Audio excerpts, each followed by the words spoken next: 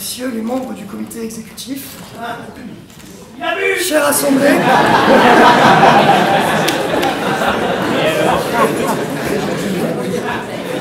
il est vrai que j'ai beaucoup envie de boire après ce que je viens d'entendre.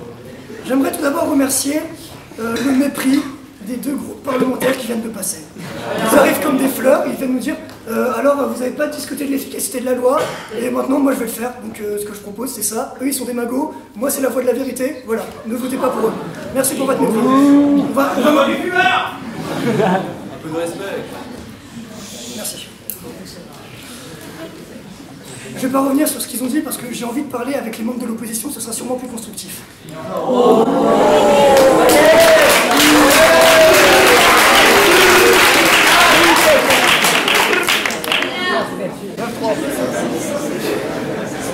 Messieurs,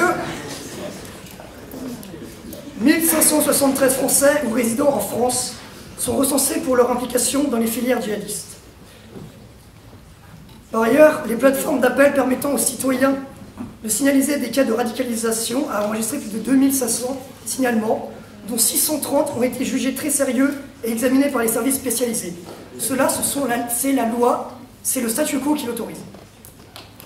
Enfin, Manuel Valls a révélé que 7 Français sont morts en action suicide en Syrie ou en Irak. Je ne sais plus qui déclarait que les Français qui retournaient d'Irak ou de Syrie n'étaient pas des terroristes. Peu importe. Ce que je voulais juste dire avec ces chiffres, c'était qu'on était dans un contexte de guerre.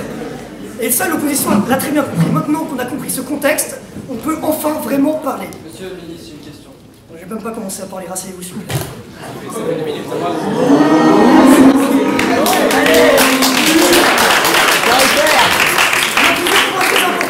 Dans ce débat, il y a eu l'efficacité.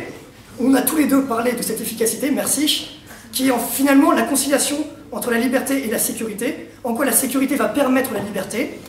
Et deuxièmement, bien sûr, la dangerosité de la loi. On a tous peur, est-ce que cette loi va nous enfermer dans un carcan? Est-ce qu'on va être surveillé? Est-ce qu'on va être surveillé? Est-ce qu'on va une sorte de Big Brother? Est-ce que nous allons devenir des nazis? Oh, quand même. Tout d'abord, l'efficacité. Le leader de l'opposition nous a dit en fait, ça ne va pas du tout être efficace parce qu'il va y avoir une masse d'informations. Le gouvernement va voir mes photos en bikini. Oui, en fait, ce que vous n'avez pas compris, c'est qu'il y a un tri. Et il y a eu une énorme contradiction de ce côté parce que votre député l'a bien compris. Antoine a dit, le député Gastinel a dit si je mets Daesh sur Google, je serai recherché. Vous avez dit si je prends une photo en bikini sur Google, je serai recherché. Non, vous ne serez pas recherché si vous aurez des photos en bikini à votre avis. Asseyez-vous s'il vous plaît. Ce qui est très important de comprendre, c'est qu'il y a un tri. Toutes les infos ne seront pas collectées. Le Premier ministre vous l'a dit, c'est lui qui va donner son autorisation pour qu'il y ait une avance plus fouillée. Il y aura des sortes d'indices. Je vais reprendre la très belle métaphore que mon ami Baert vous a présentée. C'est un corps malade, un corps qui présente des symptômes, on l'examine. Le symptôme, ce serait par exemple une personne qui recherche sur Internet un stage, pêche, nature et explosion de 6 mois en Syrie. Lui, par exemple, il mérite d'être examiné. Une personne qui met juste Daesh sur Google ne sera pas examinée. C'est évident, c'est un faisceau d'indices qui nous permettra de déterminer et de savoir quelles sont les personnes qu'il faut examiner. Et tout de suite. Mais dans la seconde, on nous a dit mais c'est une atteinte à la présomption d'innocence. La présomption d'innocence, une espèce de principe mal défini qui plane au-dessus de nous, et sous prétexte qu'on recherche des preuves pour prouver qu'une personne est coupable, on atteint à cette présomption d'innocence. Vous dites que la présomption d'innocence, c'est un principe un petit peu flou. Non, moi je dis que selon vous, où est-ce que réside, où est-ce que c'est flou, selon vous, ce principe de présomption d'innocence? Il faut bien comprendre un petit peu. Non, moi je ne pense pas que ce principe soit flou. Est-ce que vous voulez dire, pour vous, ça allait. Est-ce que vous me laissez parler?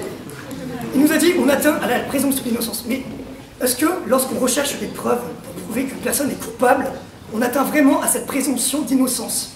On n'essaye pas, de prouver que cette personne est innocente. On cherche à prouver qu'elle est coupable avec des moyens qui sont supérieurs. C'est comme si, par exemple, on va aller chez vous avec un mandat, parce que vous êtes une personne suspecte. Et ce mandat, dans la procédure pénale, n'est pas une atteinte à la présomption d'innocence. C'est juste un moyen plus efficace pour rechercher les preuves, pour savoir si vous êtes dangereux ou non, et pour savoir si vous êtes coupable. Et finalement, pour protéger les citoyens, ce n'est en aucun cas une atteinte à la présomption d'innocence. Il n'y a plus de mandat. S'il vous plaît. que vous pouvez me laisser parler? Une question, monsieur le ministre. Allez, je prends votre deuxième question sur la dernière. Alors, est-ce que vous ne pensez pas finalement que, parce que vous nous avez dit donc, que votre loi est très efficace, et pour revenir un peu sur ce que disait madame la chef de l'opposition, est-ce que vous ne pensez pas que le problème là-dedans, c'est pas de trouver les terroristes, ce qu'on a fait, on savait très bien qui était fiché dans les terroristes du 7 janvier, est-ce que le problème, c'est pas simplement de les arrêter?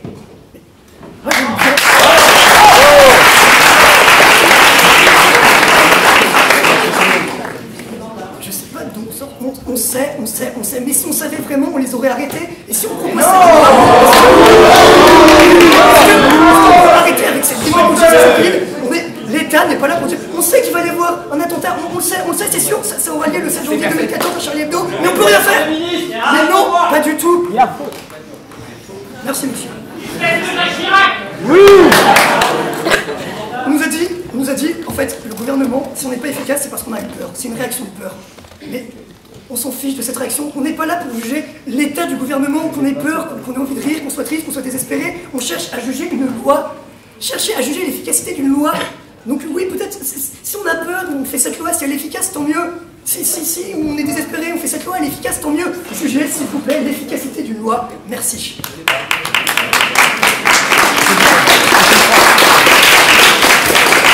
Enfin, en dernier, il y a eu, oui, la vie privée, la sécurité et la légitimité.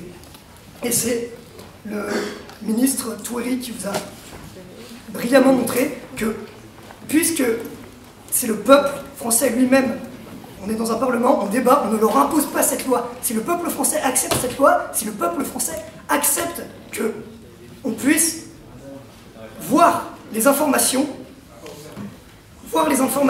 pour ensuite pouvoir les observer comme un chirurgien qui fait le scan total de votre corps pour détecter la tumeur, mais ce chirurgien, s'il voit que vous êtes manchot, s'il voit que vous avez des petits membres, mais peu importe, si vous avez peur d'être jugé sur ça, vous n'avez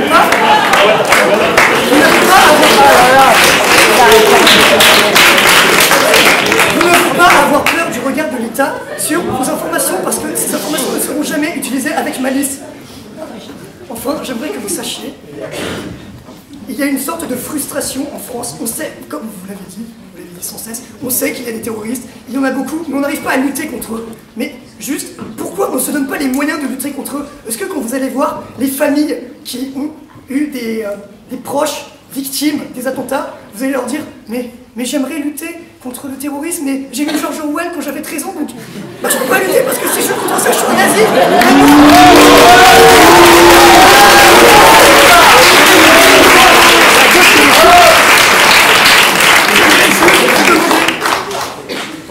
Le peuple français a fait son deuil, il a séché ses larmes, il est maintenant temps qu'il relève la tête, qu'il prenne les moyens de lutter contre le terrorisme, c'est important. Ainsi, peuple français, je te demande de voter absolument cette loi, sinon tu auras sur tes mains le sang de tes enfants.